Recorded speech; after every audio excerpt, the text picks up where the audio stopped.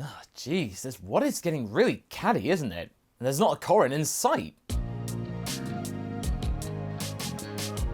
Hey guys, MasakoX here.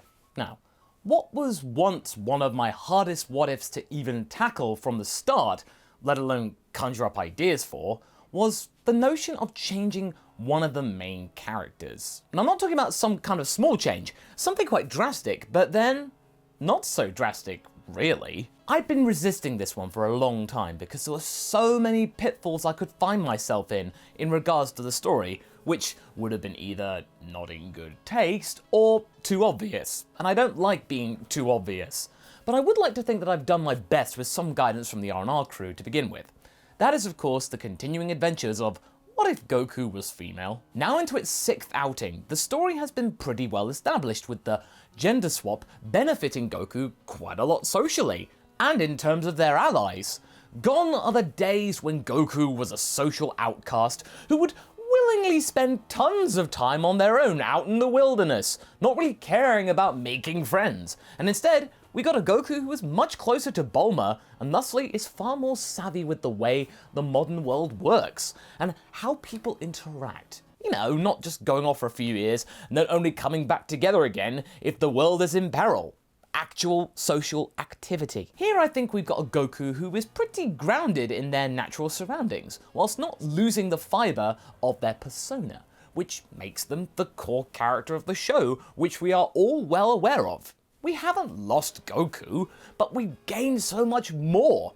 The Breakfast Club of Combat has been a reliable protector of Earth, but having said that, things have begun to look a little bit more frayed around the edges once the Saiyans arrived and Goku discovered her true nature.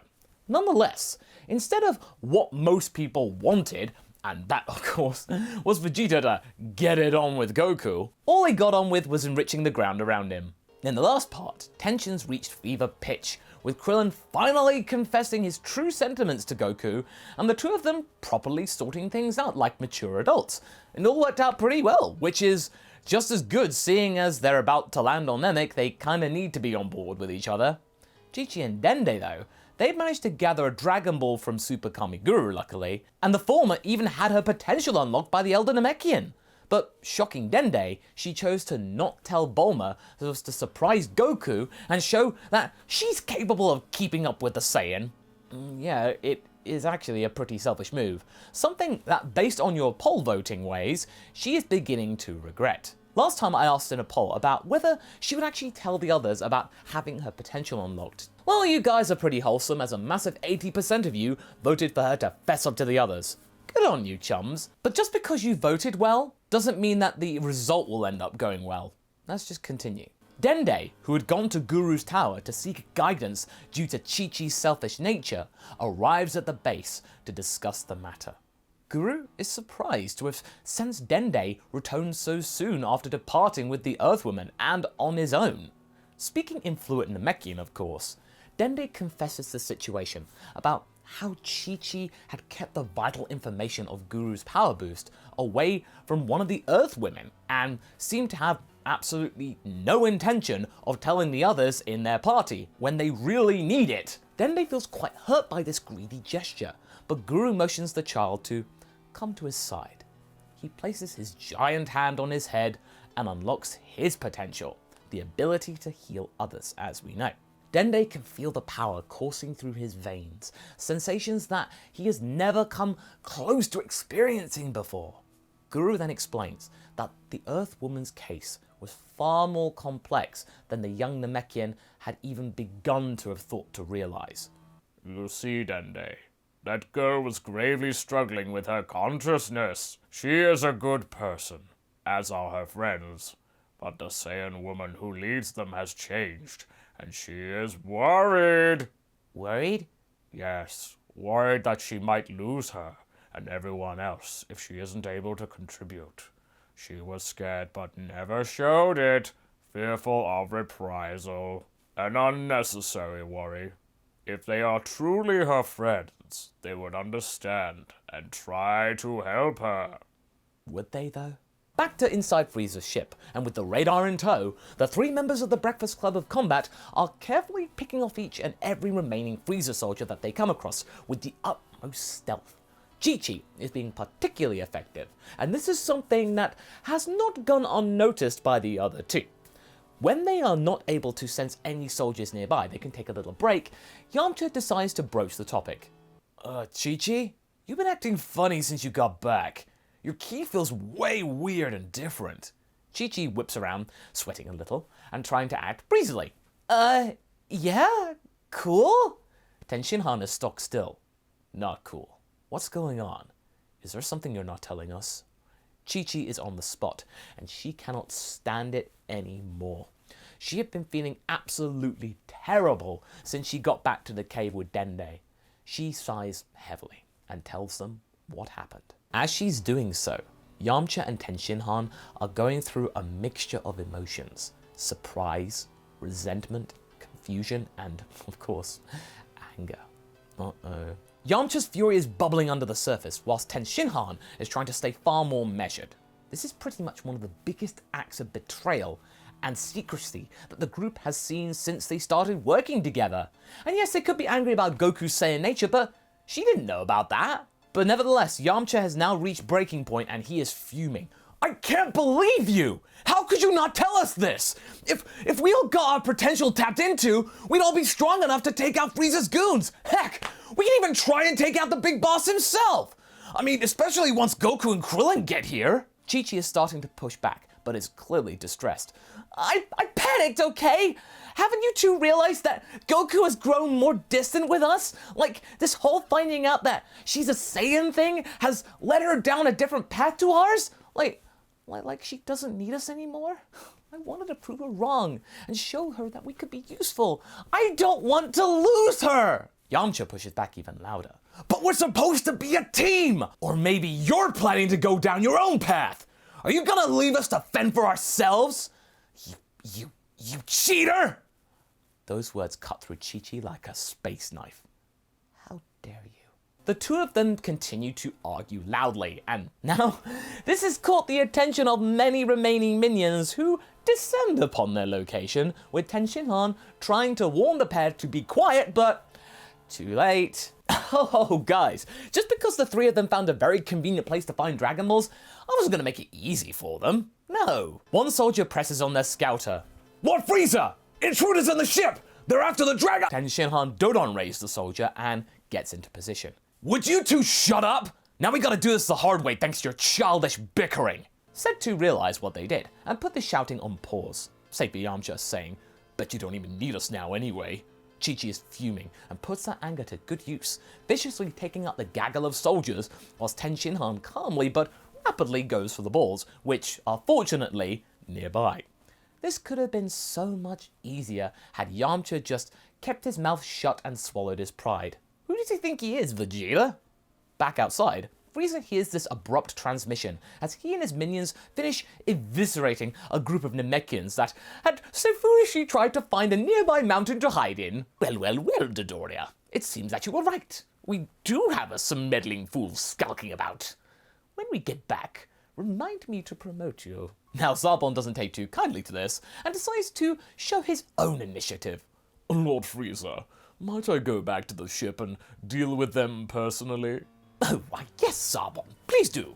I'd rather not get my hands dirty. I've already exerted myself far more than what I find comfortable. Just be sure to be quick about it, won't you? We need to find those other Dragon Balls, especially if we've got competition. Zarbon and Dodoria then make their way back to the ship. Now as that happens, Goku and Krillin are now resuming their training and are picking up the pace, with the latter now re-energized after getting all of that nervous tension out of his system. Goku is, quite frankly, also pleased, because she can sense that her pal is back up to his full A-game and giving her a proper challenge. Good. All this lovey-dovey stuff had affected his mojo, and thusly was proving to be no good for a sparring partner for Goku. Now though, things are much better, and their powers are increasing much faster, especially with them now reaching Kaioken times 10 due to this gravity training, and Goku pushing to Kaioken times 20 for brief moments. Krillin is in awe of Goku's prowess, and feels lucky to be sharing this moment with her. The Breakfast Club are in safe hands, he thinks. Chi-Chi has nothing to worry about.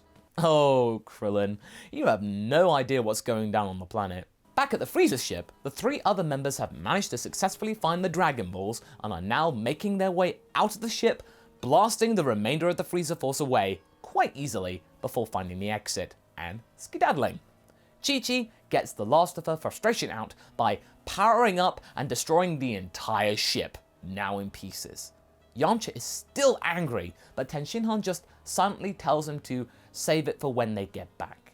For a while, things are silent, as they are now making their way back to base. But when they think that they've made it home and dry, Zarbon and Dodoria find them. Seems like Chi-Chi's little outburst helped them calibrate their scouters onto their location, and they were following the 3 the entire time. Ah, terrific. You do exist. I thought for a moment Dodoria was making the whole thing up. I must give you credit, friend. I told you. And it looks like that she brought her friends along for the ride. Goody. Yamcha's had enough. You know what? He grabs the balls Chi-Chi and Tenshinhan are carrying, stuffing one down his top. I'm not doing this. You can handle them on your own.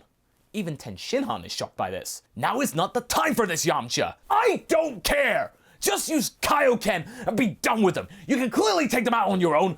I'm out of here. With that, Yamcha just flies away with the Dragon Balls in tow. Zarbon whips around and stops Yamcha. I'm sorry, Kaio what?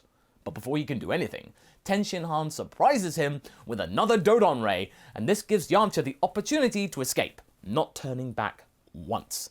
These 2 are on their own. That being said, Tenshinhan is still curious to see how Chi-Chi handles herself with this new power. Well, are you gonna use Kaioken? Chi-Chi doesn't care anymore. She shouts and goes Kaioken times 10 in a peak of rage, having never tried it out before, but she doesn't care, and she launches into a super attack. No forgiveness.